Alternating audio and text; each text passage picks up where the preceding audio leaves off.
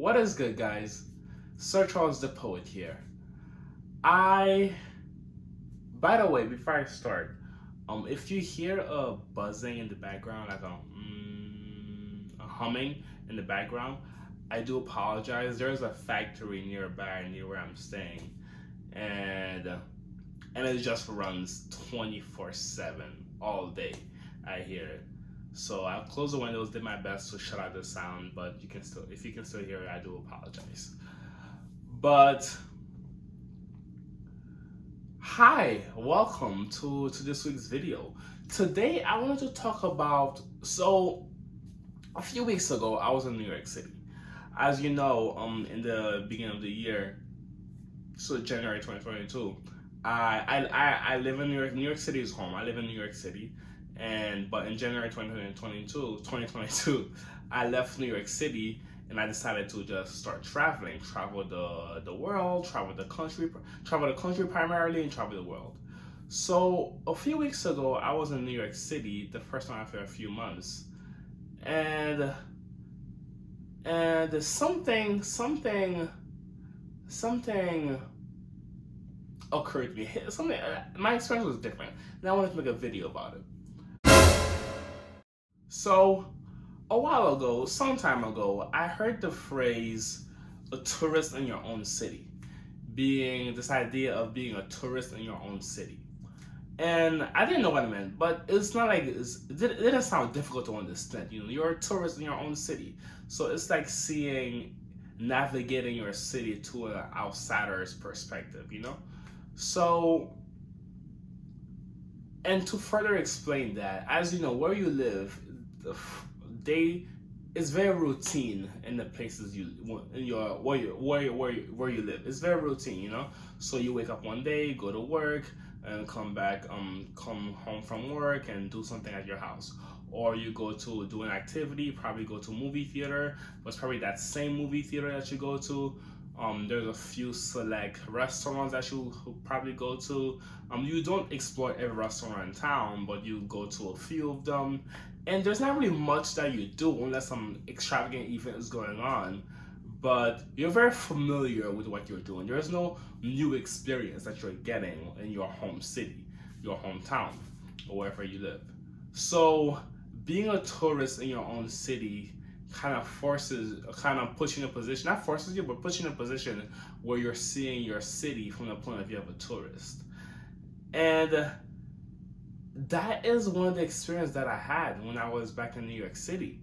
So primarily, the first thing I did was I didn't stay with a friend or with a family member. I took an Airbnb as a hotel room, as a tourist will do. So I stayed at an Airbnb, and every day I went out and just did something. I didn't have to go to work, yes, I visited some friends and family, but every day I had no requirements, nothing scheduled to do, nothing no like daily routine to follow. So I went out, I went for a walk, I went to explore some museums I've never been to, I went to restaurants I've never been to. From a tourist point of view perspective, it allowed me to see the city in a brighter light, in a different way. In that way, it's not. What I mean to say is that I see things I've never noticed before about how people interact with each other, about how people navigate. I noticed beauties about the city that I never noticed was there. And at the same time, I noticed ugly things about the city that I never noticed. It kind of humbles me that I got to live in New York City. Like, I live in New York City. People pay thousands of dollars to make their way to New York City to have an experience there, to visit there for a few days, and I live there. It makes me more grateful of it. And yeah, even if you don't live in New York City, even if you live somewhere else, you can still have this not, maybe it's not gratitude, maybe you'll learn to hate your city more, but this change in mentality for where you live, if you try to explore it from a from a tourist point of view. Now, what are some of the things that you can do to be a tourist in your own city? And this is not a class. This is I'm improvising this right now as I speak. But a few things that from my personal experience that I've done to be, I guess, a tourist in my own city or have that experience is break your daily routines, your daily patterns. Break it. Or, matter of fact, take a vacation from your daily patterns. Literally, take a vacation from them. So, if you go to work every day, call out, take a 1 week vacation from work or a few days off from work. But don't go anywhere. Stay in your city. And matter of fact, take a few days from work and book a hotel room across town and go live in that hotel for that duration of the time. Live in that hotel, shop at a new grocery store, buy something different, to make food, and check out some restaurants you've never been to before. See what events that there are in the area. Go to some events. Do something that you wouldn't normally do in your day to day life, and just explore the city from like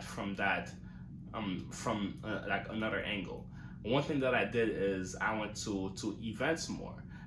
There is this thing they had where in Governor's Island they had all these trees and that they were blossoming, the flowers and the beautiful flowers on the trees. That was I went there. That was beautiful.